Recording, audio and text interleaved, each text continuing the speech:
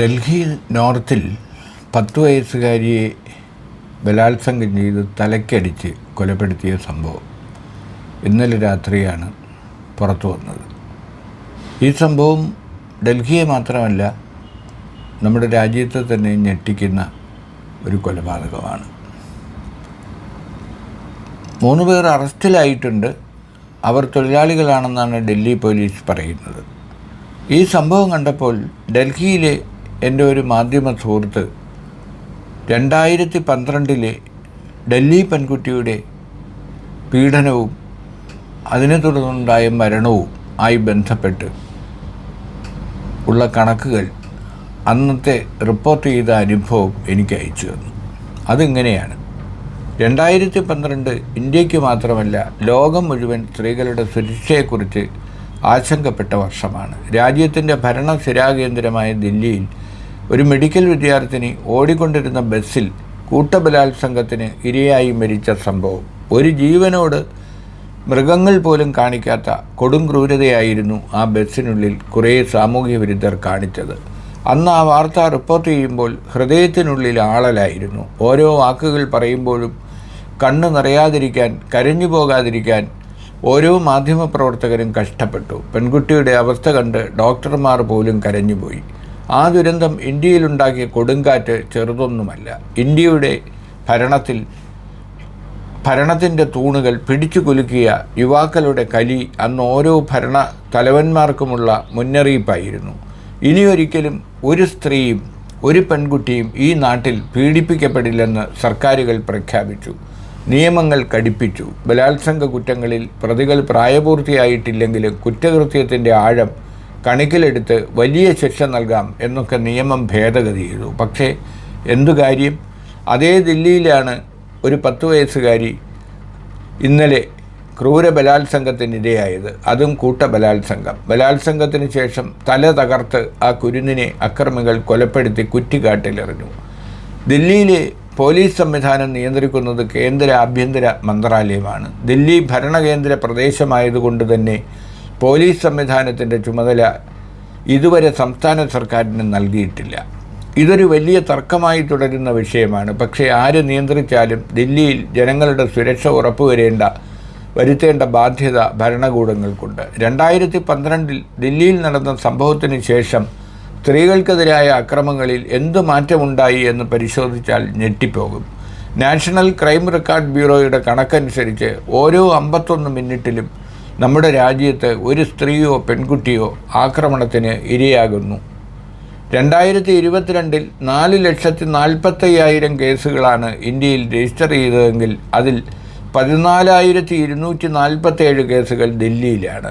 വെറും 20-30 കിലോമീറ്റർ ചുറ്റളവിൽ മാത്രം കിടക്കുന്ന ഇന്ത്യയിലെ ഏറ്റവും ചെറിയ സംസ്ഥാനങ്ങളിലൊന്നാണ് തലസ്ഥാനമായ ദില്ലി, ഒരു മെട്രോ സിറ്റി. 2021 അത് 14,277 കൂടി. 2022 14,247 2023 അത് 28,811 ഉയർന്നു. അപ്പോൾ ഒരു ഘട്ടത്തിലും ഇത്തരം കുറ്റകൃത്യങ്ങൾ കുറയുന്നില്ല, മറിച്ച് അത് കൂടി വരികയാണ്. ശക്തമായ നിയമങ്ങൾ ഇല്ലാതിരുന്നിട്ടല്ല, പകരം നിയമങ്ങൾ ശക്തമായി നടപ്പാക്കാൻ സാധിക്കാത്തത് തന്നെയാണ് പ്രശ്നം. പോലീസ് സംവിധാനം മാത്രമല്ല, നമ്മുടെ ജുഡീഷ്യൽ സംവിധാനവും ഇവിടെ കുറ്റവാളിയാണ്. കാരണം ഒരു കുറ്റകൃത്യം നടന്നാൽ ഇരകൾ നീതി ഉറപ്പാക്കാൻ ഏതെങ്കിലും കേസിൽ സമയബന്ധിതമായി സാധിക്കുന്നുണ്ടോ? സ്ത്രീകൾക്കെതിരായ അതിക്രമങ്ങളിലാണെങ്കിലും 6 മാസത്തിനുള്ളിൽ ഇരകൾക്ക് നീതി ഉറപ്പാക്കാൻ സാധിച്ചെങ്കിലും കുറ്റകൃത്യങ്ങൾ ഒരളവ് വരെയെങ്കിലും തടയാൻ സാധിച്ചേക്കും. ഇത്തരത്തിലാണ് ഡൽഹിയിലെ ഏറ്റവും ഒടുവിലത്തെ പീഡനത്തെക്കുറിച്ച് ഒരു സീനിയർ ജേർണലിസ്റ്റ് അയച്ചു തന്ന കുറിപ്പ്. ഈ കുറിപ്പ് വായിക്കുമ്പോൾ നമ്മൾ ഗൗരവമായി കാണേണ്ടത് 2018 ഓടുന്ന ബസ്സിൽ പീഡിപ്പിക്കപ്പെട്ട പെൺകുട്ടി മെഡിക്കൽ വിദ്യാർത്ഥിനിയായിരുന്നു. അവർ സമൂഹത്തിൻ്റെ മുകൾ തട്ടിലല്ലെങ്കിലും മോശമല്ലാത്ത സാമ്പത്തിക സ്ഥിതി ഉള്ള ആളുകളായിരുന്നു. കഴിഞ്ഞ ദിവസം പീഡിപ്പിക്കപ്പെട്ട കുട്ടി ഒരു ദരിദ്ര കുടുംബാംഗമാണ്. അപ്പോൾ പിന്നോക്കക്കാരായ ദരിദ്രരായ ആളുകളാണ് കൊല്ലപ്പെടുന്നതെങ്കിൽ, പീഡിപ്പിക്കപ്പെടുന്നതെങ്കിൽ അത് എത്ര ലാഘവത്തോടെയാണ് നമ്മുടെ സർക്കാരുകൾ കാണുന്നത്. മറ്റൊരു വിഷയം, ഡൽഹി കേന്ദ്രഭരണ പ്രദേശം ആയതുകൊണ്ട് തന്നെ അവിടുത്തെ ലാൻഡ് ഓർഡർ നിയന്ത്രിക്കുന്നത് കേന്ദ്ര സർക്കാരാണ്. എത്രയോ കാലമായി കേജ്രിവാളിനും മുമ്പ് തന്നെ ഷീലാ ദീക്ഷിത് മുഖ്യമന്ത്രി ആയിരുന്ന കാലം മുതൽ തന്നെ ആവശ്യപ്പെടുന്നതാണ് ഡൽഹിക്ക് സ്വതന്ത്ര പദവി, ഡൽഹിയുടെ ക്രമസമാധാന ചുമതല ഡൽഹി സർക്കാരിന് വേണം. തികച്ചും ന്യായമല്ലേ? കാരണം മുഖ്യമന്ത്രിക്ക് എവിടെയെങ്കിലും ഒന്ന് സഞ്ചരിക്കണമെങ്കിൽ തന്നെ ഡൽഹി പോലീസിൻ്റെ അനുമതി വേണം. അതെന്ത് ഗതികെട്ട ഒരു ഭരണമാണ്. കാരണം തലസ്ഥാനമല്ലേ, നമ്മുടെ രാജ്യ തലസ്ഥാനമല്ലേ, രാജ്യ തലസ്ഥാനത്തെ സംസ്ഥാനത്ത് സ്വതന്ത്രമായ ഭരണം നടത്താൻ ആ സംസ്ഥാന സർക്കാരിന് കഴിയണം. ഇപ്പോൾ തന്നെ എന്താണ് സ്ഥിതി? മദ്യനയവുമായി ബന്ധപ്പെട്ട് ഏതാണ്ട് 4-5 മാസമായി മുഖ്യമന്ത്രി ജയിലിലാണ്, ഉപമുഖ്യമന്ത്രി ജയിലിലാണ്. ആരാണ് ഇതിനെക്കുറിച്ചെല്ലാം വ്യാകുലപ്പെടുന്നത്? ജനങ്ങൾ മാത്രം.